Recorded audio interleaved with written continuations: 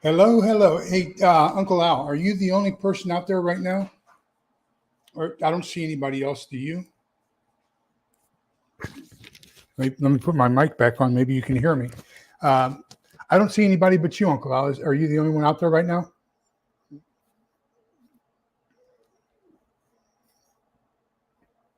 Can you hear me?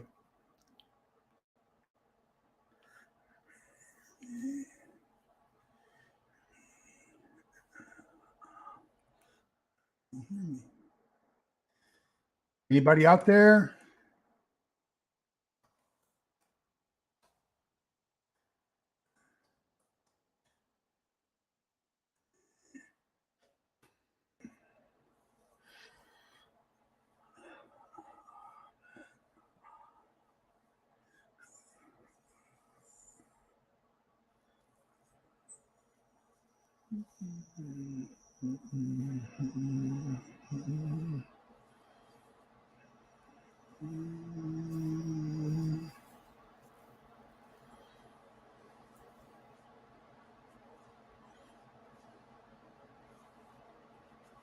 Okay. Bouger Prepper, hi. How you doing?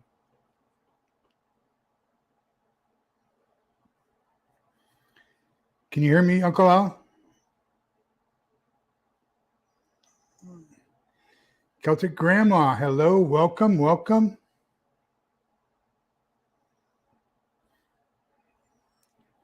Can you all hear me?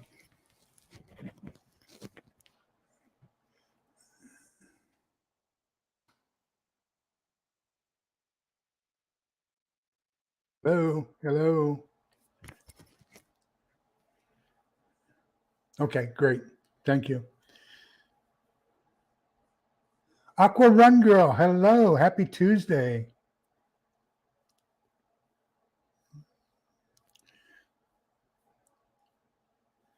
And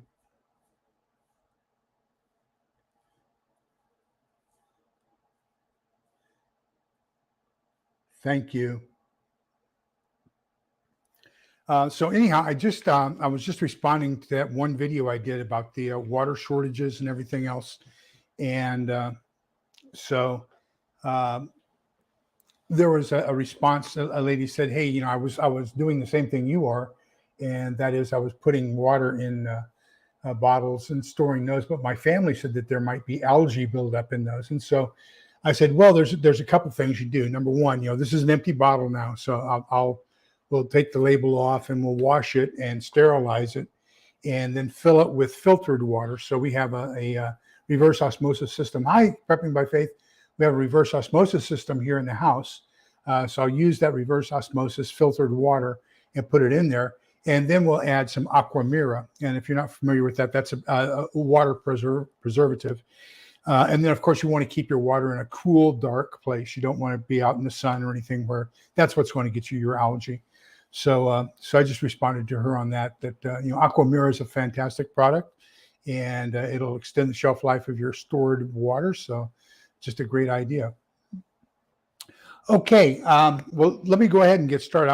I'm going to kind of start this one off a little bit different than the way we started the last book off. I want to start this one off with first Proverbs 27:17. And I think this is a critical thing. And it says, iron is sharpened by iron, and one person sharpens another. And so what we're here for tonight is to take a person who has been there, done that, and allow his experience and his writings to sharpen us in our ability to live through a possible same type of situation. And so who we've chosen in this nonfiction is Ferfal Aguirre. And so this is the book. We're reading all the way up to page 30, and I stopped right here at this new heading on page 30, just so people could get kind of used to what his writing style is and everything else. But I want to kind of, hi, Josh Sings, how you doing? I want to kind of start this off with a couple basic questions and see where everybody is. But let's start off with, we're reading this book. We're learning from somebody who has been there, done that. Why are you here? What is it that you really want to learn? What do you want to achieve uh, by reading this book, and what are some of your goals? How can I help you meet those goals? So if you could just kind of spend a little bit of time there in the chat and let me know, what is it that you have as far as priorities, as far as goals? What would you like to get? What's your major accomplishment you'd like to get out of this book?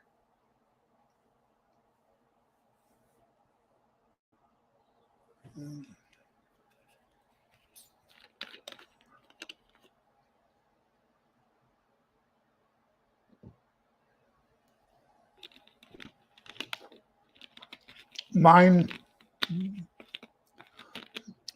okay.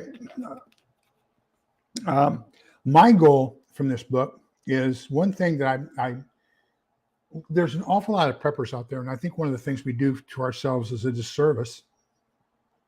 We'll have agreements or disagreements on items of value, let's say, and stuff like that. And we kind of learned through Selko's book our last book, that there's a timeline. And so, he said candles were valuable at one point and they aren't valuable in another.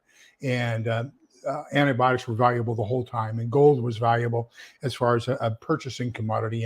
And so we see all these different things happening at different points in the timeline. And so there could be the onset of the catastrophe, kind of the crescendo, and then the rebuilding. And so where in these timelines do different things happen, and what's the importance of them, and how do we plan and live through those? That's my goal, is to better understand some of the existing timelines out there. So let me see here. And Prepping by Faith says, I want to ensure that I haven't missed anything really important as far as preparing for an economic collapse. Great goal. Absolutely great goal. I think one of the things he talks about, and Alaska Prepper talked about that in his life today, that he's telling all of his family members to get their money out of the bank. He's afraid that the banks are going to close and it's going to be just like Argentina, and the money you have there will be worthless and you won't be able to get it out. Hello, Susan. I hope we're all doing well too. So the question we're asking right now is, what is it? What would you like to get out of this book? What do you hope to achieve by this, by reading this book? And I said one of my main one is to better understand timelines. How do things evolve? We saw that the Great Depression started in 1929, kind of as a recession, and it kind of looked like it was going to go back up in 1931, and that's when the stock market crashed again. And so we had this downward movement, we had an upward movement, then we had a big crash that went down, and then it took a long time for it to come back. I believe, my personal belief, I believe that we would have never come out of the Great Depression had it not been for World War II. Because we took all those unemployed guys, turned them into soldiers, and sent them out on the battlefields. And those who weren't sent out on the battlefields were put in the production operations to manufacture the tanks, the airplanes, the destroyers, the battleships, and aircraft carriers. So we had almost 100% employment, whether it be through military or through the military-industrial complex. And that was subsidized through bonds. So that was I'm not so sure we would have come out of that had it not been for that big catastrophe. But that's just my personal opinion. And I'm afraid that we're heading in that same direction now. So then, and does anybody else have any goals or objectives from reading this book? Risk assessment. Tell us a little bit more about that, Uncle Al.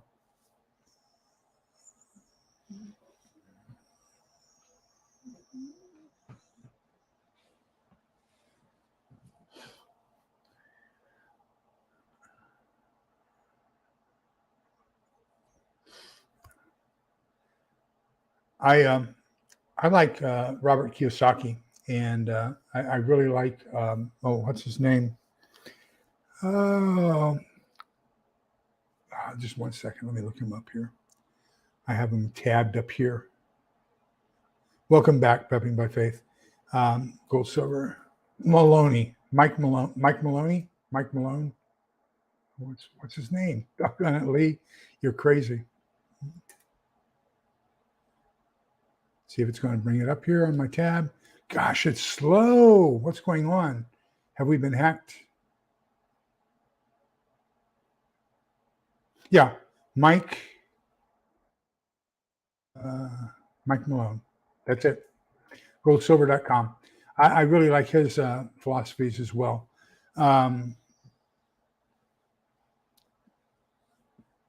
Well, I think, Uncle Al, that maybe a little bit more than normal, but I think that even during good times, people make bad money choices.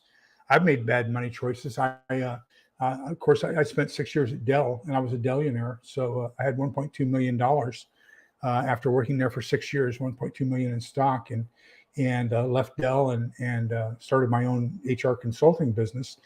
And I got greedy, and I took some of that money because it had gone from $32 a share that I purchased it at, and then through 6 stock splits, and it got up to 125. And when it got up to 125, I drew some on margin, and I bought Global Crossing and Enron and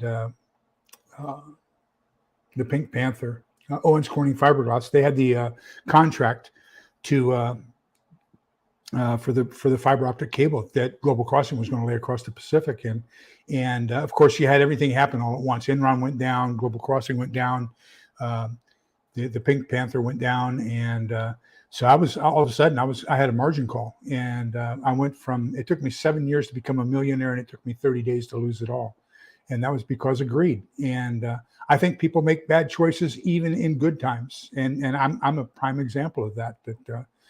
Greed can get you every time, and you have to be careful and make sure you're making good choices. So the book we're reading, Susan, is this one here, Surviving the Economic Collapse. This is a autobiography, basically, of Manuel Ferfal Aguirre and his experiences in the economic collapse in Argentina in 2001. For our nonfiction, what we're trying to do is we're trying to focus on people who've been there, done that. And I started it off with Proverbs 27:17, and it says that iron is sharpened by iron, so let man be sharpened by man. And so we're here to sharpen our survival skills by learning from somebody who has been there, done that. And that's the whole purpose of this. Is there's a lot of people out there who are theorizing, these are your 100 best barter items, but they've never been in a barter situation. And then you take a look at some of the people who have, hey, Texas Redleg, how you doing? Then you take a look at the people who have been there and have lived that and what they say about barter. And the two of them are not necessarily the same. I remember on Facebook about 3 or 4 years ago, I got into a discussion with a lady, and she was a goat herder in North Carolina. She had never been outside of the county she lived in, but she was going to tell me what it was like in third world countries. And I said, unless you've been to Afghanistan or Iraq or Saudi Arabia, and I would say even Germany was different, and Korea was different, and so many places that I've been, it's something how some of these self-professed experts theorize and don't have the actual application. So, that's why we want to learn from people who have actually been through it and have life experiences that they can share with us. Yes, you're right, Uncle Al. He taught college and father of 2 kids, and yep, great guy. So let me see. Yes. And there is one channel that I want to recommend to you very strongly, and it's Clara's Kitchen.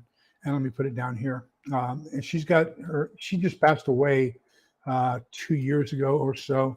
And I also did a video on her recipe book. But she just passed away about 2 years ago. Her family's keeping her spirit alive with her book and with her channel. They interviewed her and had her cook a whole bunch of Depression era recipes. And so if you look at her channel, you'll find all kinds of fantastic Depression era recipes that she cooked. Would you, while we are here, I was watching something by Texas Redleg earlier today. We need to get him to 100 subscribers, and he deserves a lot more subscribers than what he has.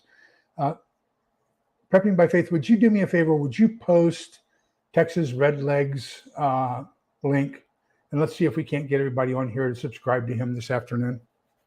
greatly appreciate that. Any other, are there any other goals or objectives that people have with reading this book? Yes, you're absolutely right, Susan.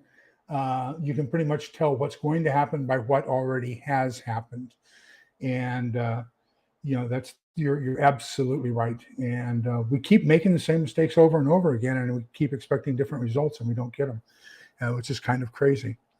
Okay, so now one more question for you, and if you were to let's play what was that History Channel's what they call it? What was the name of that TV show that Southern Pepper One was a judge on? Doomsday Prepper. There used to be a TV show called Doomsday Prepper, and they started off every interview with, "What are you prepping for?" So let's get a kind of a, what does everybody see as the number one threat that they're prepping for right now? And let's see if we can get some consensus on that.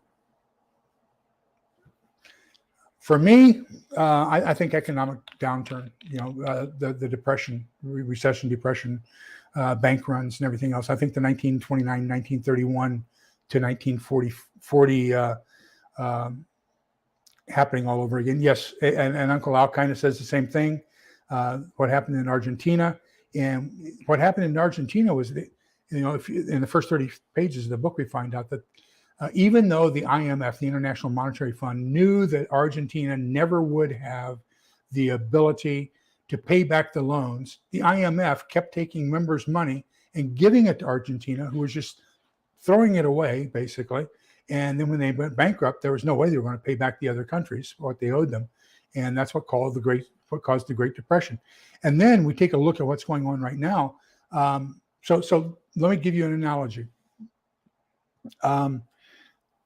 Let's say that I can't make my bills this month. I've overspent this month, and I take a look at my income and I take a look at my bills that I have to pay, and the bills exceed my income. So the smartest thing for me to do is go out and take another loan and buy a whole bunch of other stuff instead of paying off the stuff I already owe, right? Well, that's what our government just did night before last. And, that we are $30 trillion in debt. And what do? They go out and they pass this economic rescue plan that's doing nothing but spending money. And I don't see how that's going to get us out of debt. But that's just me.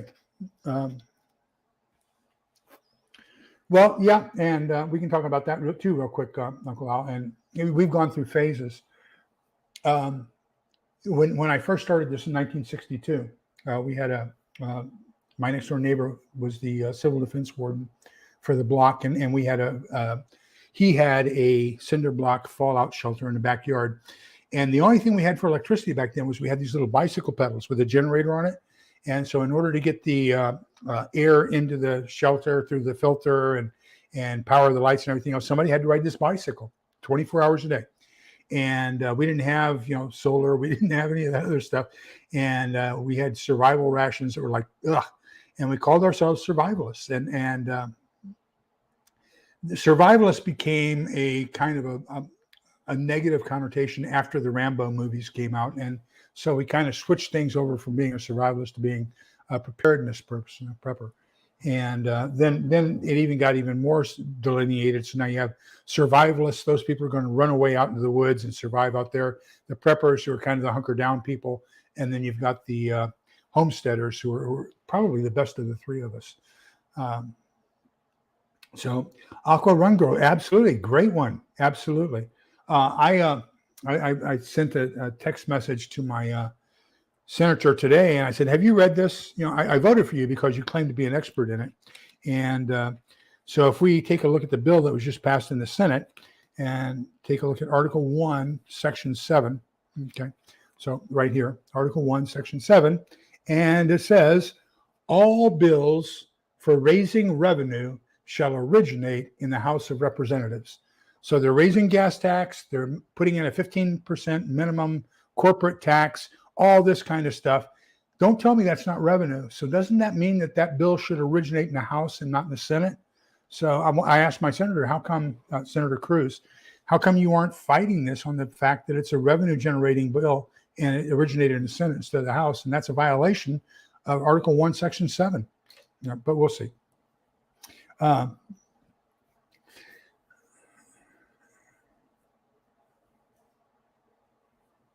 Absolutely. Hey, if you do me a favor, why don't you make a list of those? And at some point in the future, let's get together and let's do a live, and then I'll have you on, and you can kind of walk us through a whole bunch of that Depression era cooking. Would you like that? Would you agree to that? That would be fantastic. Taxes and spending, absolutely. Yeah, they certainly did. Credibility, I'm assuming you're saying of the government, Texas Redling, and oh yeah, the government's misuse and abuse is unbelievable. But see page 28 for Homesteader. Okay. Now you're going to find out a secret about being old. For those of you who don't know, I turned 70 on Monday. Oh yeah. He kind of, he talks about the Little House on the Prairie syndrome. Yeah, there are those, and everybody thinks they're better than everybody else, and we forget that we're all in this together. Let's talk about some of the things that so he says that he was a middle class Argentinian, and that there was, up until 2001, there was a distinct middle class, and then as the abuse and misuse of government funds and IMF loans and everything else happened, there started this chasm, and it was a definite divide between the haves and the have-nots, and the middle class fell down into the have-nots. Monday, the Ides of August, prepping by faith. And August 15th, 1952, if you can believe that. Gosh, and my wife and I were talking, and I'm just blessed that I've made it this long. Gosh, there's so many guys. There's a Facebook group, but I'm not on Facebook anymore. I got kicked off, but we had a Facebook group. There was an intelligence collection site, and there's only 2,000 of us over the entire life of that site, which was about 14 years. And so we got to be pretty good friends. And every October, they put out a memorial of everybody who's passed away that year. And every October, I sit here, and I was sitting here at the computer crying, and my wife says, "But you're still here. That's what matters. You're still here." And but gosh, all those guys that I worked with that are no longer there, unbelievable. So thank you, Lord, for giving me 70 years. I appreciate it. Now let's see if I can do something meaningful with it for the rest of the time I have left. And that's that. Maybe we can sharpen each other. But anyhow, so Ferfal was he was kind of, I want to say, upper middle class. It sounds like his parents were accountants, or at least his dad was, and so they knew a little bit about money. They withdrew their money ahead of time, and he talks about if you could not, that at the beginning of the yeah, isn't that the truth? Thank you, Susan. And yeah, I wish I could show you the debt clock. Oh no. Oh, I'm so sorry. I hope things go well for you, Auslander. Boy, I tell you, he and I have had some good conversations. Wow.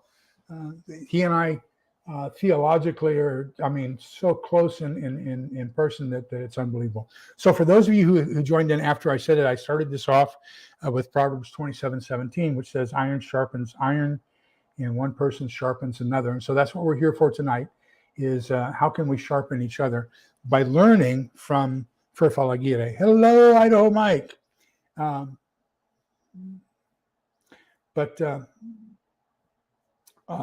So as he said, that it started off with the Argentinian dollar or peso, and the US dollar had a 1-for-1 exchange rate. And then all of a sudden it got to the point where it was almost 250 pesos to the dollar. And, that people talked about the before and after the exchange rate difference. And I guess in Argentina at that time, he said that a lot of people had dollar accounts that, the bank would ask you if you wanted a peso account or a dollar account. And when they converted over to the 254 or whatever to one, that a lot of people lost a lot of money who left their dollars in the accounts because they just lost a whole bunch of money as far as the dollar. And so, but his parents were wise and pulled the money out early. And I think that's the stage we might be in right now. At least that's what Robert Kiyosaki and a couple of the others are beginning to say. So they kind of did that, and then he talks about how they survived. He's going to be talking about how he survived through the financial downturn, and it got violent. And I think in the latter portion of what we're reading today, he's talking about once you've been there, done that, then you aren't offended by bad words anymore. That becomes trivial. You got to man up basically to improper language, let's say. And then he also talks about that there are times that he saw where people indiscriminately kill, and you have to be willing, ready, and able to defend yourself momentarily, and it has to almost be instinctual. And and I hope we don't get to that, but that may be the case. That may be exactly what happens here. What's that, Texas Red Leg? And so it was difficult, he says, and how he got out of there. It's a little bit different situation than what Soko Begovic had, because that was a war that was, let's call it a civil war. It was a Muslim-Christian war, basically. Bosnia and Serbia, two portions of Yugoslavia that were only held together by Tito from 1945 up until their downfall. So that was a physical fighting war in Yugoslavia, Serbia, Bosnia, and then here we have economic downturn. And I think that's what we're heading towards.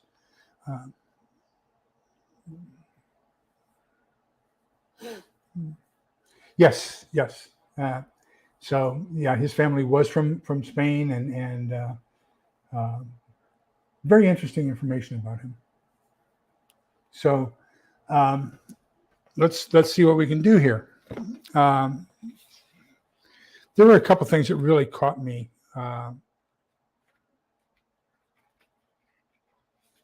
He talks about making yourself mentally prepared for going down to the ATM and only being able to pick up 250 pesos at that time if they were in the ATM. And he said you could spend an entire day going around town looking for an ATM that still had pesos in it. And you were very lucky to find any. And that cash was king. And that people did not have ledger accounts that much anymore. And I kind of equate that to what happens here. Helen's car got down to half a tank of gas yesterday, and we stopped by Murphy's, but Murphy's, their credit card machine was down, so they wanted cash only. Well, I had the cash, but I don't want to spend cash, not now, not if I can still use my credit card. So we said, we'll go out tomorrow and get it. So we went today, and the credit card machine is still down. So I'm going to go to the Valero here around the corner and fill her car up after this. But there's going to come a point in time where we won't be able to charge things. We won't be able to write checks. We're going to have the cash that we have on hand in our home. And so I'm going to strongly recommend. I have a little thing that I do that kind of helps with that, and that is that when I come home at the end of the day, I empty my pockets, and all my change goes into a cup, and then I take that cup down to the credit union, and we get to count our money on the machine there for free, and it gives us an amount. And so then I can take that and I can get that cash, and I get larger bills for it, and I set those larger bills into a money bag, a bank bag. And that's how I'm saving up more dollars here inside the house, just because of this book primarily. Oh,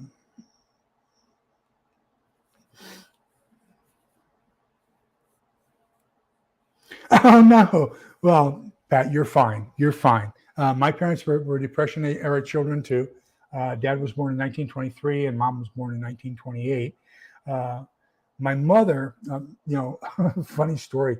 When my dad passed away in 2011 and mom passed away in 2019, and but mom was one of those that if her money in the bank exceeded the FDIC insurance, she would open another account. And so right after she passed away, I was at where was I? I forget where I was, but I had introduced her to her accountant, Linda, and so Linda saw me and she says, "Hey, how's your mom doing?" I said, "Oh, she passed away." She says, "Really?" And I said, "Yeah." And I said, "But she had so many bank accounts, we don't know where they all are." And she said, "Don't worry, I know where they all are. Come on over to the office and I'll help you out." So it was good that I ran into her accountant because I'd forgotten I'd given her as an accountant, but that knew where everything was. Page 14, why I wrote this book. Okay, let me get my eyes back on.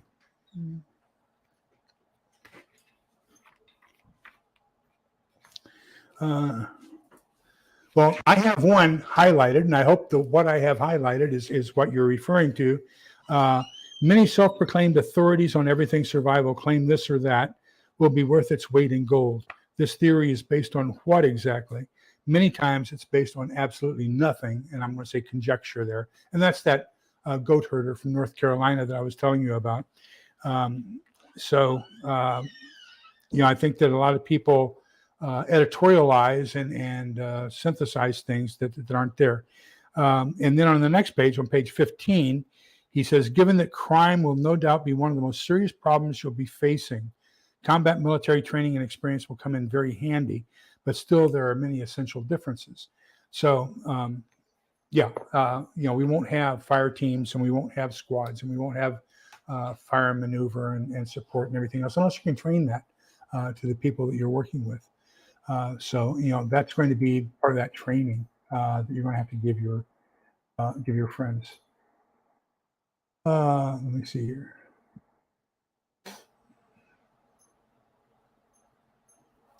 Oh no, yeah, and I did it once at Walmart. I think they use Coinstar, and it's what 5% fee.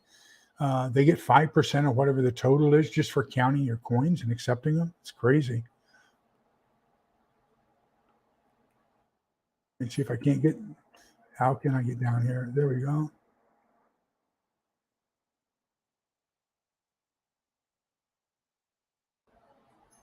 Okay.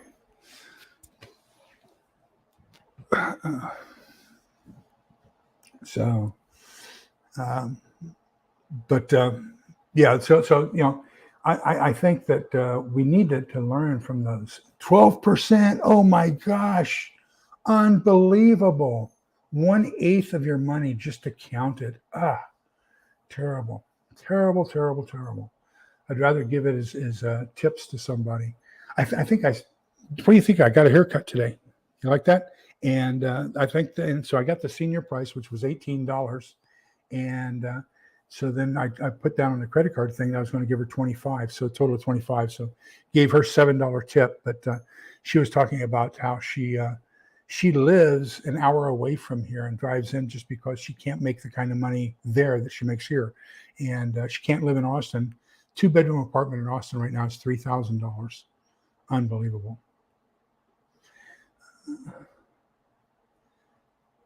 Yes. Gosh, I love the 60s. Oh, great music.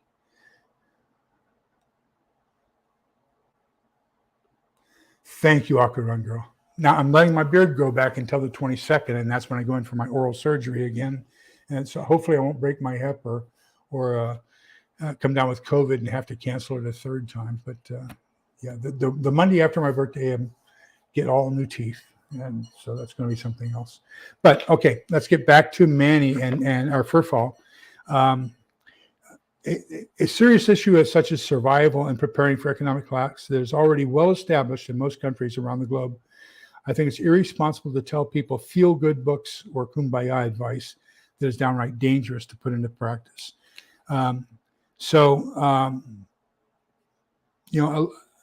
If we take a look at it, we kind of have to say, what pertains to us and what doesn't. And there's so many different things that pertain to us and don't pertain to us. And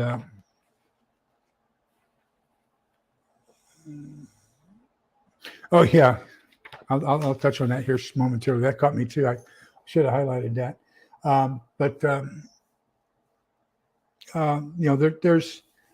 There's just so much that in what happened in Argentina, I think is going to be happening here, and I think it's going to be happening sooner than later.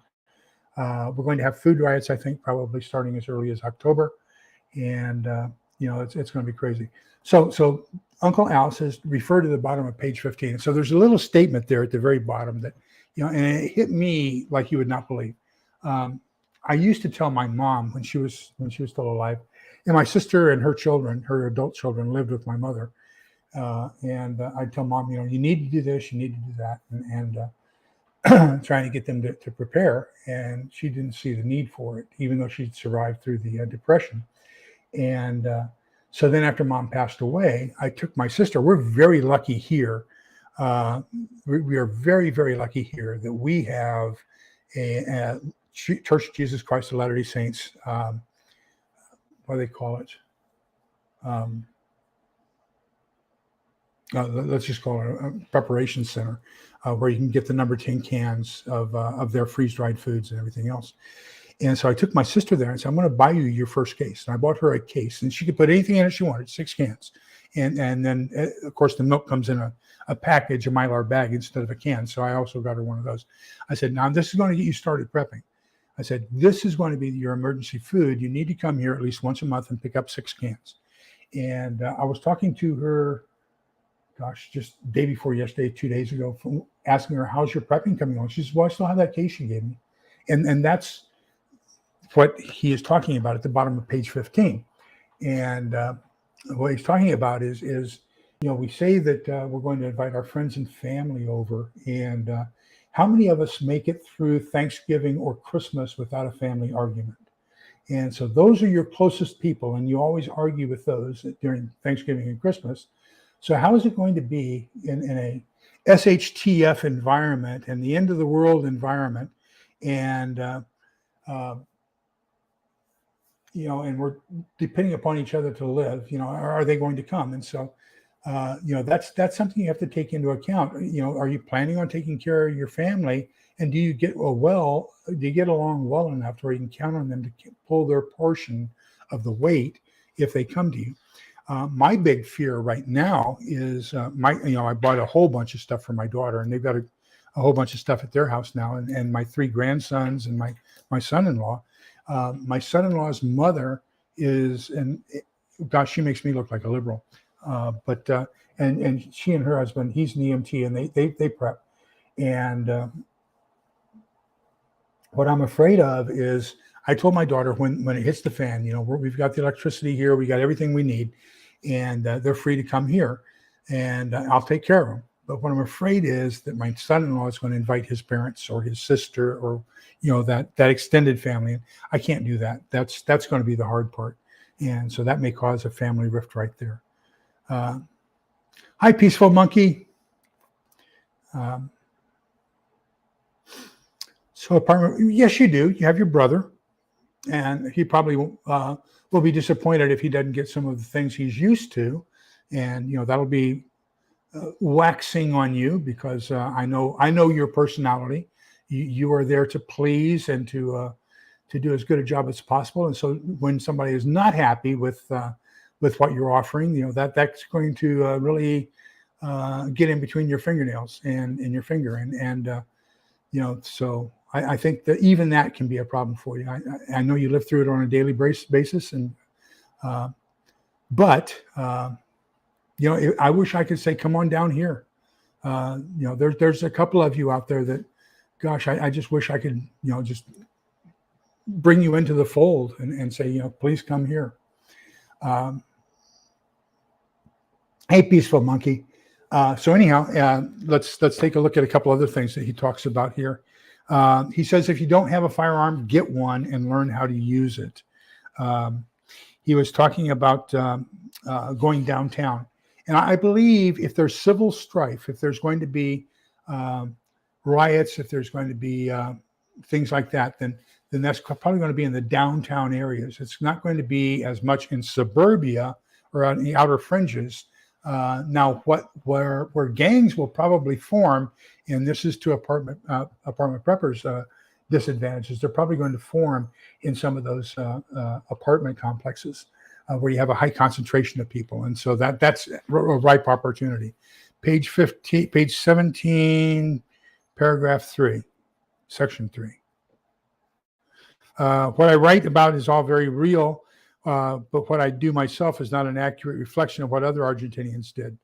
If it worked that way, there would be 44 million books relating personal experiences regarding life after a crisis, explaining how an average person adapted to the new reality, the economic problems, the crime, and every other aspect of life influenced by the crisis. Yet this is the only book of its kind. People were forced to change, but very few of us took a step further and tried to learn, adapt, and mold ourselves into a more capable creature and still be able to live happily, but more safely and with greater awareness than before.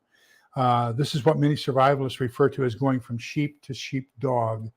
And yeah, that's absolutely true. Absolutely true. And then he recommends section 3 of page 7. Oh, that we just did that. And,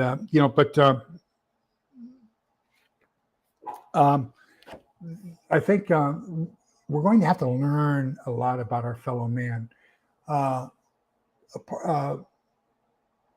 New York prepper,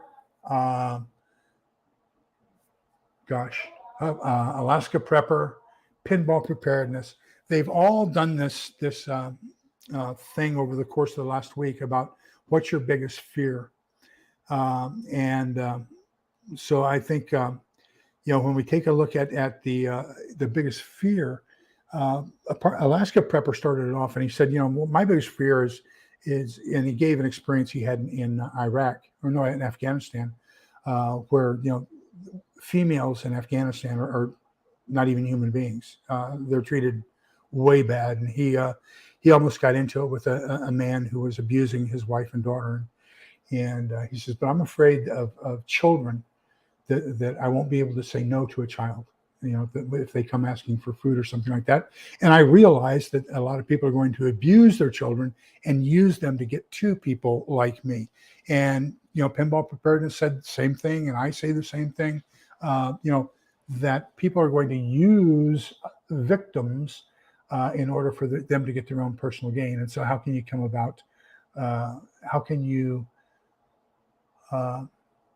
protect yourself against a possible incursion like that? And it's something else. Yes, it is. You're absolutely right. It's very difficult to teach young ones to ration, and and it's also going to be it's going to be a tough road because like I've got 3 grandchildren, and the 2 boys, they're very picky in what they eat, and Strat, the youngest of the 2, he's 2. All he wants are corn dogs. And so there's going to be an adjustment period when all of a sudden we run out of corn dogs, and then all of a sudden he's going to have to adapt to something else to eat, and either that or starve to death. But I think all of us are going to have a rough road ahead of us, and so he talks about it here. He talks about taking your money out of the banks and buying hard things that you're going to need, and he kind of alludes later on in the book. He's going to allude to it a lot better about barter items, and he and I are in 100% total agreement. If we take a look at buying stuff for the purpose of bartering it, so let me give you an analogy. I think there's going to be a shortage of clothespins and clotheslines. Everybody has a dryer, but with no electricity and everything else, people are going to need clothespins and clotheslines. So I'm going to invest in clothespins and clotheslines, and by gosh, when everything falls apart, I'm going to trade those clothespins and clotheslines for everything I need. Well, there's a couple of assumptions here, and Ferfal kind of talks about that, and I expound on it, and that is, number one, you're assuming that the 95% of people who have done nothing as far as preparation are going to have what you want. And then number two, that they're going to want what you have in exchange for it. And I think that's very happenstance. And so rather than spending a whole bunch of money on a whole bunch of clothespins and clotheslines, why don't I just spend that money on what I think I'm going to need? And, the one thing everybody's going to need is food. So, if you can concentrate on food, water, and, probably medicines, and that's why I think this is probably one of the best investments I've made, is that Jace Pharmaceuticals. And they were really nice. I told them that I go into anaphylactic shock when I have azithromycin, so they substituted something else, which was really great. Hi, Tyler. I hope everybody's doing outstanding. Pages 18 through 20, he says. Okay. So,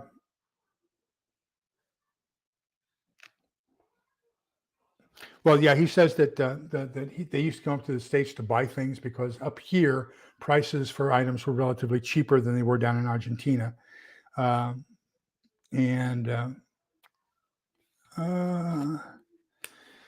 So he recommends a couple books. Matthew Bracken, Enemies, Foreign and Domestic, and The Enemies Trilogy, which are really good books. The Modern Survival Manual isn't a cheap book, but he recommends it. His books are self-published, and he apologizes. English is his second language, and he tried to have them edited and everything else. And this is the problem. And there was a live just now with Gray Man prepping, and he was, we call him rants, but he was kind of ranting. Hi, Tyler. He was kind of ranting about the fact that people are just stepping on each other and castigating each other and just being really mean to each other on Facebook, on YouTube, and why. And Ferfal goes into that as well. And we lose our humanity for some reason, and we don't treat each other the way we should. And why? Let's see if we can't do things together. So Pepper agrees. She has a clothesline and clothespins. Prepping by Faith says food and medicine would be key. Absolutely. Now then, the other thing I'm saying right now is because of the drought we're in, and I'm not sure how long this drought is going to last, I'm going to put water up there as an absolute essential. I was talking, there's a new sub that I have on my channel, and we've talked almost an hour a day for about 3 or 4 different days now. And Maggie, and she and I were talking. She says, hey, Lee, she says, I wonder if it would be feasible if you get a solar power generator and a dehumidifier. Can you take that dehumidifier and take the water out of the air and then use that as your potable drinking water? I said, holy crying out loud. So I'm working with a company right now to see if we can't come up with something like that and make it affordable for people, because we haven't had rain here now in 60 days. And we've had 56 days over 100 degrees. I thought we were going to break that trend day before yesterday. We only got to 99, but the official came out the next day and we did hit 100. So, that's just the way it is.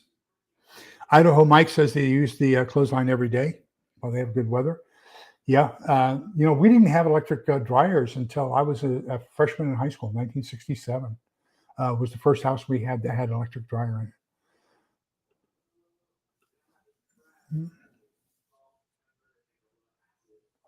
No, you are so right.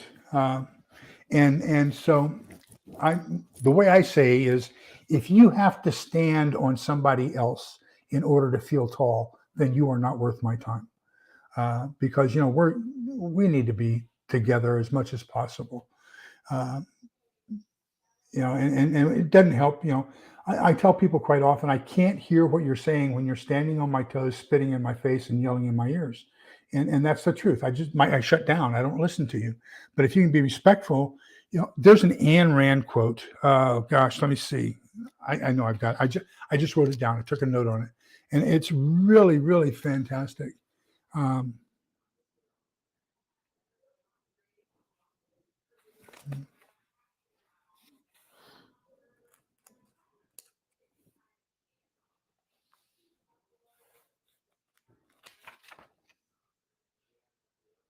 When I disagree with a rational man, I let reality be our arbiter.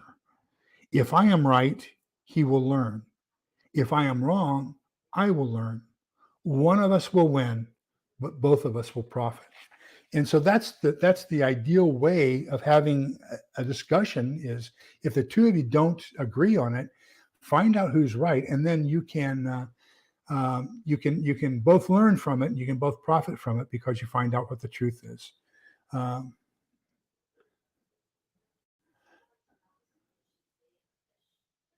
oh wow, okay, I didn't know that. Thanks, Idaho Mike.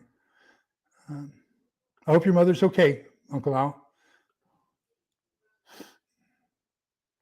Fantastic. That's good information. Let me take a note on that.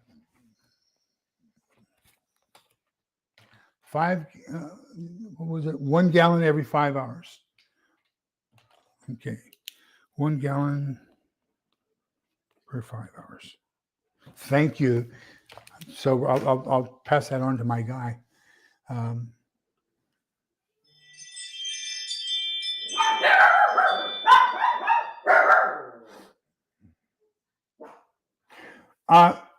Let me agree with you and let me disagree with you. I'm a bass fisherman, and a lot of my friends are professional bass fishermen, tournament bass fishermen, and so at least here in the States, I will probably catch in a 12-hour day. I'll probably catch 4 catfish.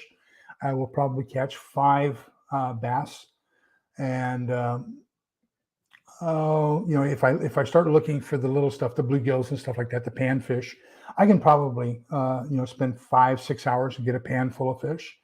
But so I don't think that, and that's standing there with a rod. And I don't think rod and reel. I don't think we're going to have that time available to us when we get into SHTF. So I have gill nets and fish traps, and that's what I'm going to do. Is I'm going to focus on gill nets and fish traps, maybe trot lines. Because I just won't have the time to stand on the bank or get on the boat, and I'm not sure if I have water or gas for the boat anyway. But will I have the time to go out there and fish? And I don't think so. But I agree that there are people who will need that stuff and want that stuff, and so gosh, I probably got 10 rods and reels. I can probably get rid of a couple of them. Amen. Amen. Amen. Hi, Maggie. I was just talking about you. So, and so about your thoughts about the dehumidifier and the solar generator, and a couple of people here said they're already doing it, and one person said they get about 1 gallon of water about every 4 or 5 hours. So, I think you have a great idea. I'm working with a vendor right now to see if we can't come up with a way to institutionalize that. Then been getting all that water from my dehumidifier because right now I just checked on mine. I think it was 72. Let me see what we are on right now. But as dry as it is, in the middle of this drought, we were at 72% humidity just a little while ago. So right now it's 91 degrees, and humidity. Oh gosh, humidity is down to 42% here. So.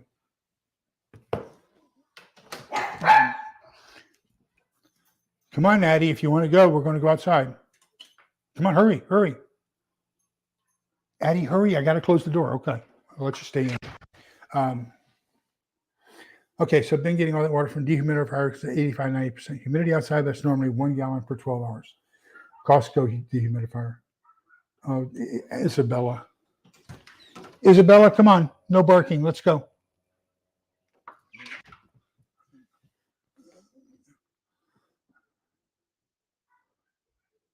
Wow, that's great, Maggie. Okay, just a minute. So whenever you do a book like this, let me get through these comments, then we'll go back to this. Check your humidity. I think with our 42%, I'd probably do okay. Hello, Titan Preparedness. Gosh, you have a great channel. Thank you for joining us.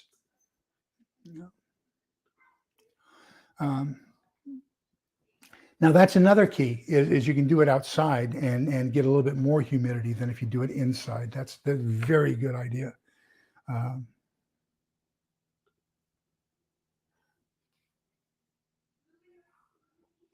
yes, yes, I understand that, and yeah, that's what I'm saying. Gosh, my only problem is I left some of my worms out in the garage, and they fused, they melted together. So. Uh, because I like using North Carolina rig or Texas rig when I go bass fishing, and so I use a lot of plastic worms, but they don't work too well in the heat.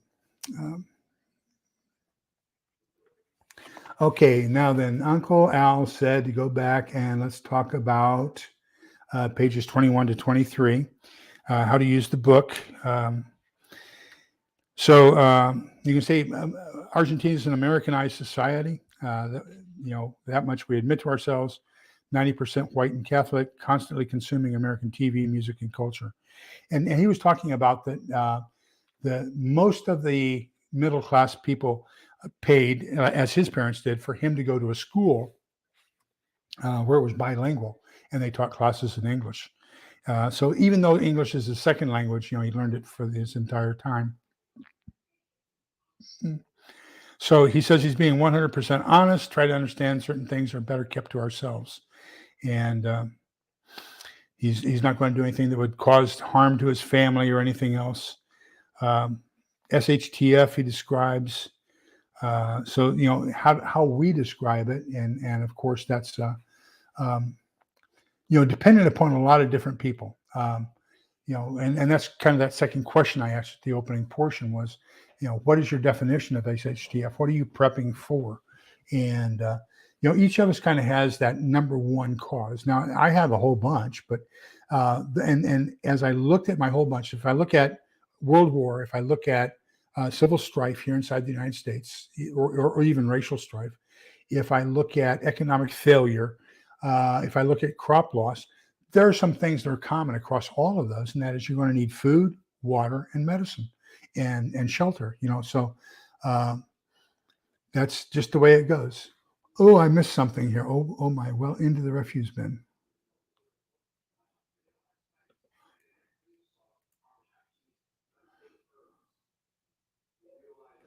Oh, okay. And but he's talking about how it affected every part of his life. And he talks about walking. I think he's actually talking about WROL as well, because he's talking about how the police could not be counted on. They were going to go to the higher income areas and protect them if they were still there. And so the lower income you had, the less probability you had of being defended by your police department. And um, so, and then he goes into why he's doing this for two reasons. Any person getting his panties twisted by something as harmless as language should start manning up or womaning up, depending upon their gender. I disagree with that. My mother taught me a long time ago that if you have to curse to get your point across, your point is not worth getting across. And you know, intelligent people can formulate an idea and share that idea without using curse words. So I have always been of the mind that I just don't. Even in the army, I didn't curse. I don't believe in it. I don't think that it shows any level of intelligence. I don't think it shows any level of understanding. And I think people curse because they're frustrated because they can't explain what it is they're talking about. And oh, your worms. And so, just I disagree with that. I think that you can maintain your civility, you can maintain your decorum, you can maintain respect, and watch your language.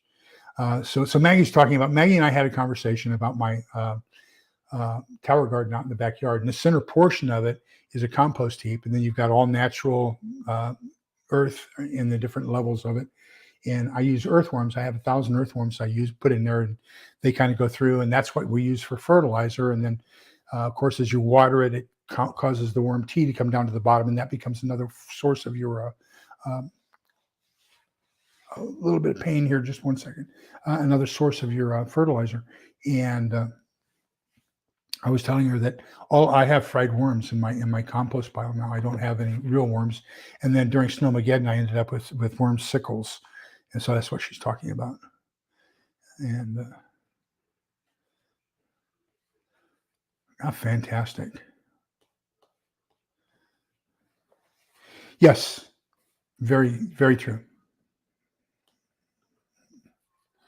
And then number two, he talks about a person who is willing to kill without hesitation in self-defense should not be a crybaby regarding language. And he says it's a matter of principle. He says, as a great Argentinian writer, Roberto Fontanerosa once said, it's not the same thing to call someone silly or dummy than it is to call them an asshole.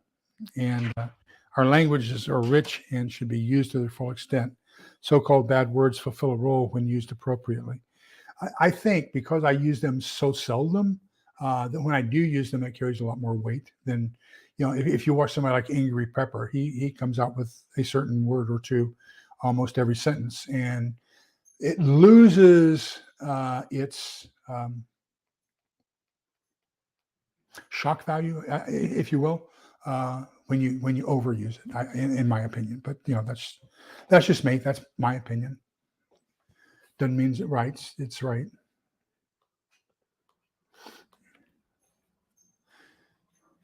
Okay, let me get one or two more things out of here, and then we're at the hour.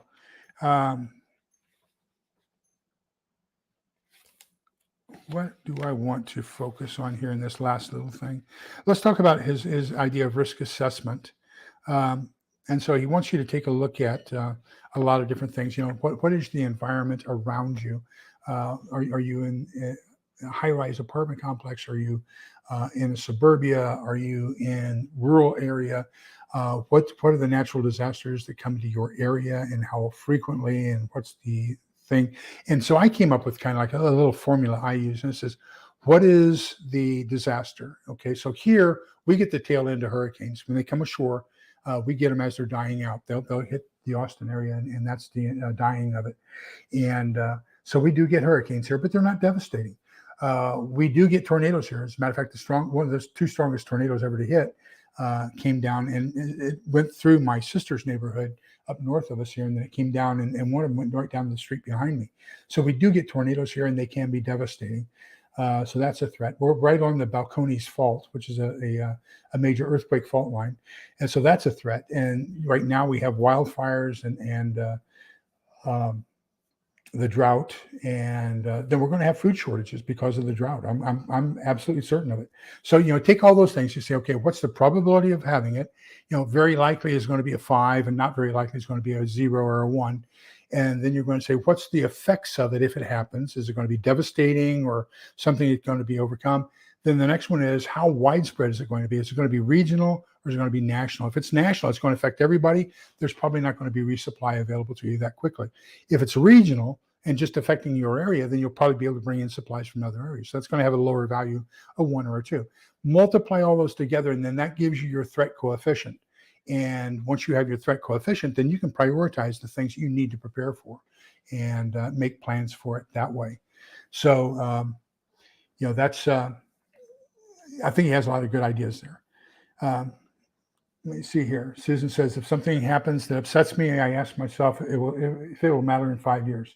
Most of the time it's no, especially the little everyday situations. Absolutely.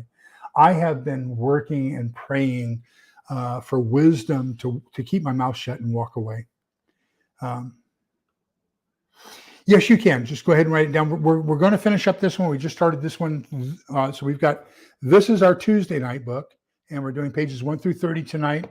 And then we're going to go through the rest of that for next week. Our fiction book that we're doing, and this will be the last Thursday of this month, is this book here, The Renewal by Stephen C. Smith. This is book 3. And so we can definitely, if you have a book you want to recommend, we can definitely put it on the list, and we can get right to it after we get these other 2 finished. Yeah, hurricanes in your area, absolutely. Now, there is a thing called a bob, a B-O-B, and you can get it on Amazon. Yeah, it's a 100 gallon, what do they call it? I want to call it a platypus, but it's not. It's a plastic bag, fillable bag of water, and then you just push down on it, and it has pressure. But it keeps 100 gallons clean and safe for you inside your bathtub. Um, yeah, that sounds very wise.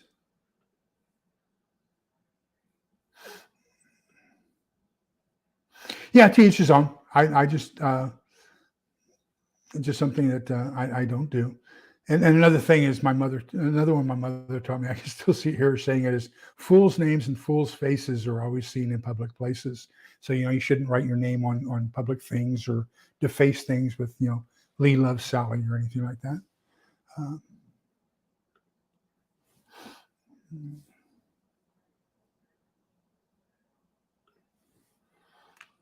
uh, Fantastic. Yes, yes, I think they're fantastic. Uh, Oh, then you need Aquamira. I recommend Aquamira. And it's about $8, I think, on Amazon. Two little bottles you mix together and put in. It keeps the algae out and keeps everything nice and neat for your water. And it'll store your water for up to 3 years without any algae or any other kind of contamination. Well, we are at the 1 hour mark. So what I would like to do is next week in this book, let's go ahead and cover from uh, we'll begin with getting your mind and body ready on page 30. And then I would like to go all the way to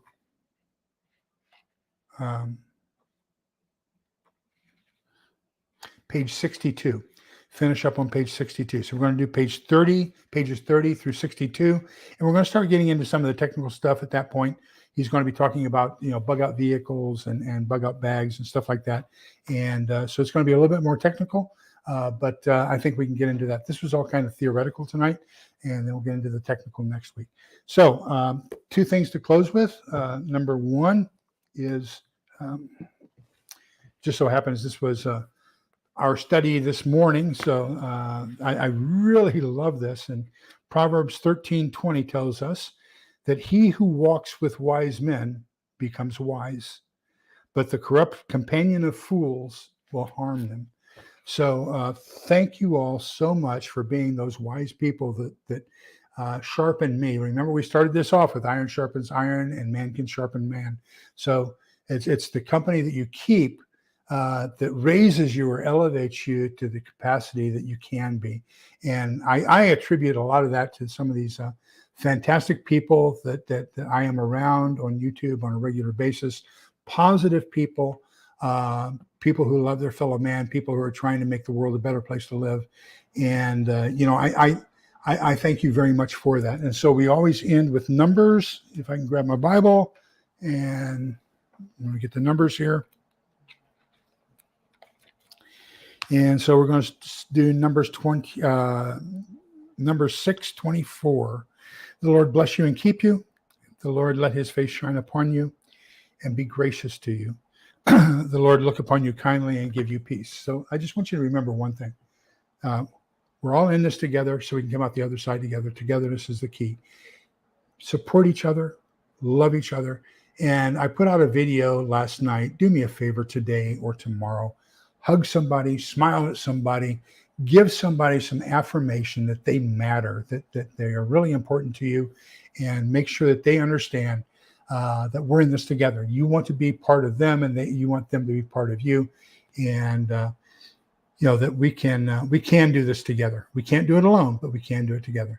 Let me get here. So Tyler says, I mentioned a while ago, fiction novel Lights Out, which I highly recommend. Okay, let me write that down.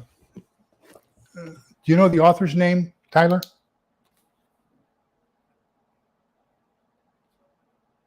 Because that's basically what we're doing here with the Stephen C. Smith books. Is that's an CME, and so that's kind of where we are, and the rebuilding of the country afterwards. So yeah, thank all of you for coming, because each one of you just adds so much. It's fantastic. Amen. Okay, Uncle Al, take care. And you know what, Auslander, this is going to amaze you. But I was talking to my daughter, and I have a T-shirt, and it says "Make 1984 Fiction Again." And she wanted to know what that meant. And I said, the book, 1984 by George Orwell. And she says, don't know anything about it. And so she and I checked. That is a banned book in our school district. They don't want the kids to read that in the public school library. I said, this is a crock. You know, I mean, 1984, Animal Farm.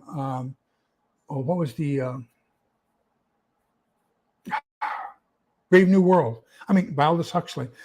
Classics. You've got to read those. I can't believe that she hasn't read it, but I'm going to buy it for her, and we'll get it to her. Okay, Maggie says prayers for everybody, and yes, we do get our strength that way. You know, I don't know, probably because it's too predictive of what's actually happening right now.